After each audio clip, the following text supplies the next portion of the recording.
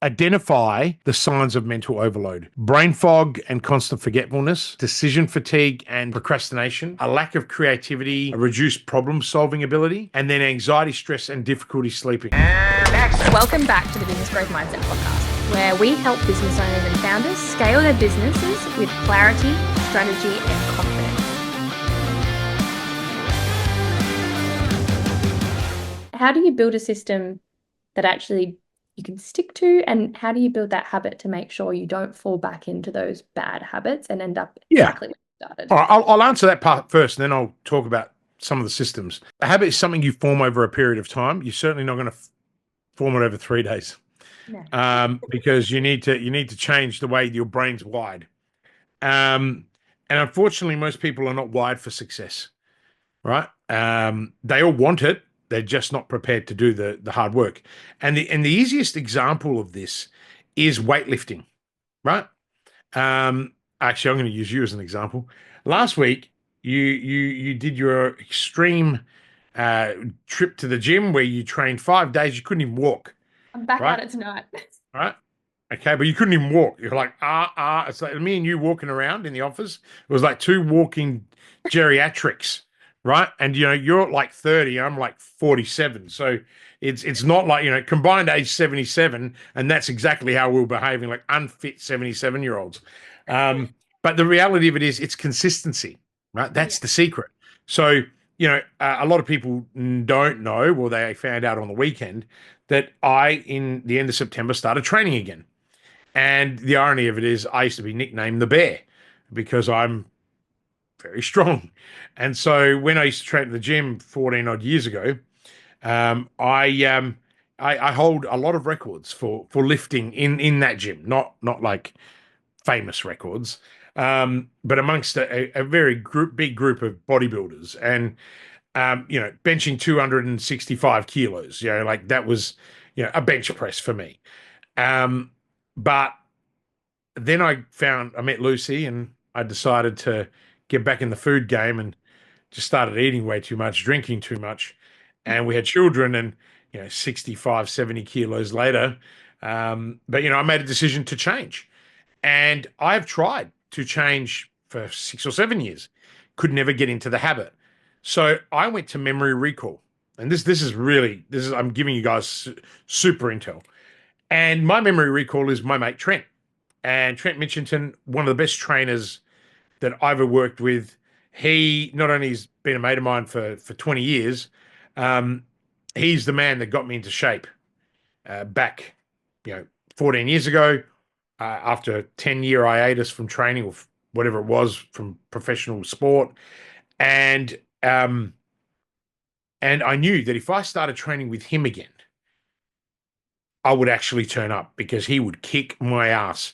But the reality of it is, I absolutely love training with him. Like, I've got a sciatic nerve issue at the moment. I went to train today. He looked at me. He goes, "You can't even walk." I said, "Oh, well." I said, "I'm here. Let's lift." Right? It's about consistency. And on Friday, we did a 160 kilo bench. So in less than 4 months of training, I'm back up to 15 reps at 160 kilos. Right? Now, I'm also 47 years old. Like, I'm not 37-year-old or a 35-year-old anymore. Things happen as you get older. Your testosterone drops and all those things. And even today, even though I wasn't up for it and my mood was down, I went and trained. It's the mindset. That's what I'm getting at. It's like, you to create a really successful habit, you've got to believe it. You've got to have 100% clarity. You got 100% belief, and you got to have 100% of the time. Right. And that's a Dan Martell 300% rule. I don't know if he stole that from someone else or he created it, but I love it. Dan is one of my mentors and one of my coaches. And, I've enjoyed immensely working alongside him, and just getting that extra 2% that I need. But look, there is a whole bunch of other things that you could do. So that, Bonnie, is for me the way that I have been able to do that. Okay. Can I add one little thing that you taught me that I don't think you threw in there? When maybe a couple of years ago, when I was trying to get into the habit of actually putting my task down, and you said, don't worry about actually doing it all perfectly. While you're building the habit, the only thing you have to do is you have to sit down for the 15 minutes and write stuff down. I don't care Yeah. if you succeed or fail, the habit you're building is sitting down and planning for 15 minutes. And for me, that really helped because it wasn't about winning or losing at whatever I was doing. It was just making sure I made that time for planning. And that's the one thing that actually really worked for me. So I just Yeah. wanted to make sure Good, I good, shared good that with highlight. And I you. mean, and I think that that is actually, and again, this is all the shit that I forget. Yeah. In all of our programs, in all of our group coaching programs, whether it's customers on demand or growth school, we have three non-negotiables that everyone has to do every day. And if people don't do them, and we get people to check, if people don't do them, we don't let them ask questions. Like it's simple. You can't get my help if you don't do the three non-negotiables. Now that's kind of ruling with an iron fist, but I'm doing it because some people just can't help themselves. And it's like, I'm like, come on, man. This isn't that hard, right? Now, if you want to know what our three non-negotiables are, I'm not going to tell you. You have to sign up to the programs. There's only certain things that I'll give away, but that's not one of them. And they're not complex, but people do them, and it increases their ability to generate leads, build a brand, and also feed their brain, right? Which is really important. But look, there are some things that I do want to work through with you. I mean, one of them is the brain is an incredible problem solving machine, and it's not great at remembering, organizing, or managing long lists of tasks. Okay, so so the key is that it wants to automate decision making and reduce mental friction. Okay, so what some of the things that I have always loved and used is the Eisenhower method along with the brain dump, right? Like the two things that I talked about earlier, they're excellent tools, right? Um, we've had lots of seven-figure, clients that have constantly been stressed out about tasks slipping through the cracks. So, when they started using the simple task capture method and prioritization systems, their work felt lighter. They made fewer mistakes, and the team became self-sufficient. But some of the other things that there's some of the tools that I talked about earlier.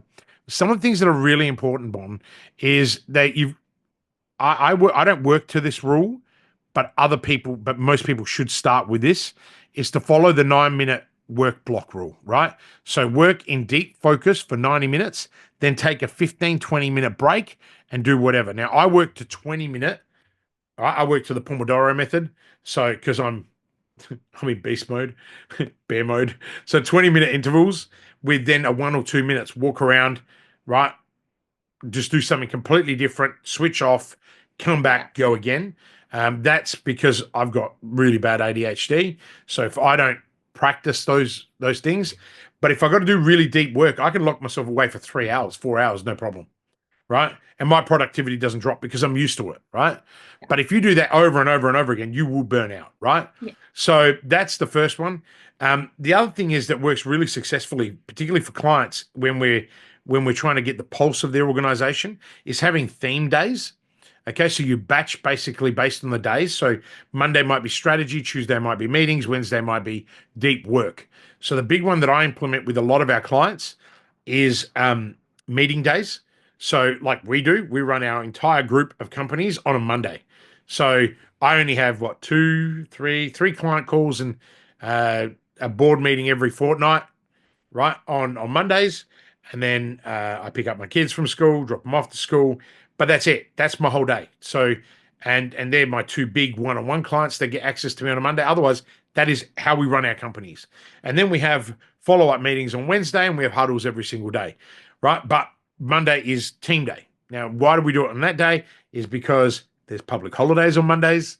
So if I had client work, I'd have to then move them, whereas I don't have to move team days. So there's a lot of smarts around why we did things that way. The other thing is their 2 minute rule. Really cool concept. If something takes less than 2 minutes, do it immediately. Okay, get it off your plate. Don't just have this exhaustive task list and then keep writing shit. If it's 2 minutes, do it. Bang. If it's over 2 minutes, no. Then put it in your Eisenhower method. Um, Probably one of the other things that's really important, and this goes back to why we created the aligned state, that is decompressing and resetting your system. Every day, start with meditation or breath work. And no bullshit. If you told me that meditation was going to change my life, right, 30 years ago, I would have said bullshit. And then all of a sudden, I started, and I've been doing meditation for a long time. I've been doing breath work for a long time. And it's gotten me over some of the most stressful moments of my entire life.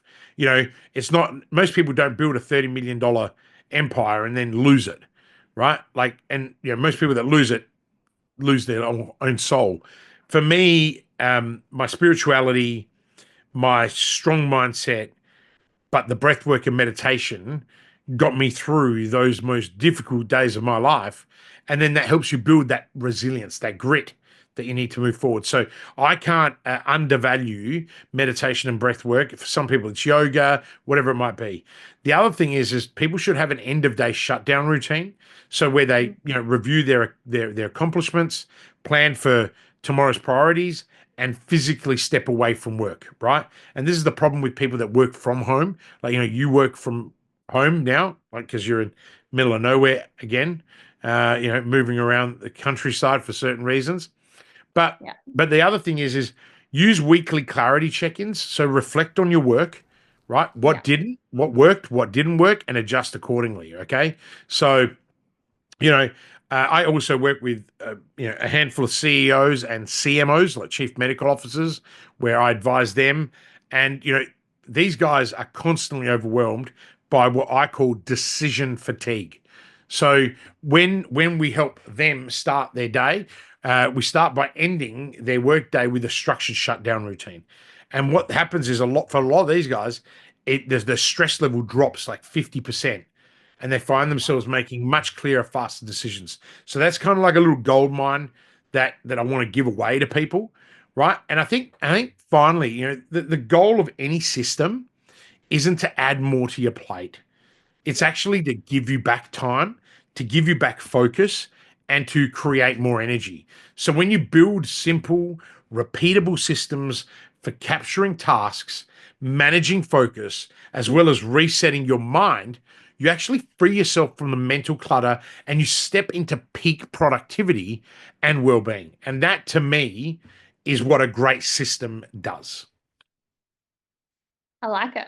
Thank you very much. The only thing I would add on to that as well is working from home. The one thing that also can assist with that whole situation, because it's not ideal. I agree. I hate it, but circumstance says I have to right now. Having a room where you only go in there to work. Try, like, obviously not everyone has access to that, but if possible, having a door you can shut and say, I'm leaving now. I'm no longer at work. Goodbye. Makes a huge 100%. difference mentally. All right. Yeah, Well, don't thank work from your you. couch. Don't work from anywhere. Like, people need to think about it. Yeah, great, Yeah. great, great, great. Well, thank you so, so much for those insights. Mental overload isn't just stress. I think people try and interweave those all the time. It's not exactly the same thing. It is different, and it is a massive productivity killer that impacts decision making, focus, and overall business performance. I think we've all carried the key takeaways that we usually do at the end of the podcast. Is there anything you want to add, or I think we've probably covered everything? Look, I think the big one is that brain fog, right? Um, and constant forget. I want people to take this away more than anything else. Um, Identify the signs of mental overload: brain fog and constant forgetfulness, decision fatigue and procrastination, a lack of creativity, as well as a reduced problem solving ability, and then anxiety, stress, and difficulty sleeping. Like, if I all the other tools, if you comment tools in the podcast or in any of the reels that we'll push out, we'll send you the tools. Happy to share them with you. I don't want, I'm a very generous person, as you know, happy to share it with the world. What I don't want is, I don't want people not identifying the situation that they're in, because that will absolutely, it won't help anybody, right? So, and business is already hard enough, so we don't need to make it harder for ourselves. Agree. Well, everyone, if you're serious about reducing overwhelm, reclaiming your focus, start implementing these strategies today. And please let us know if they worked for you, if you have any feedback, or you want to share anything that's happened since you've implemented any of them. We would love for you to tag us on social media or reach out in any of our comments. We look forward to seeing you all next week on the Business Growth Mindset podcast. Bye. See ya.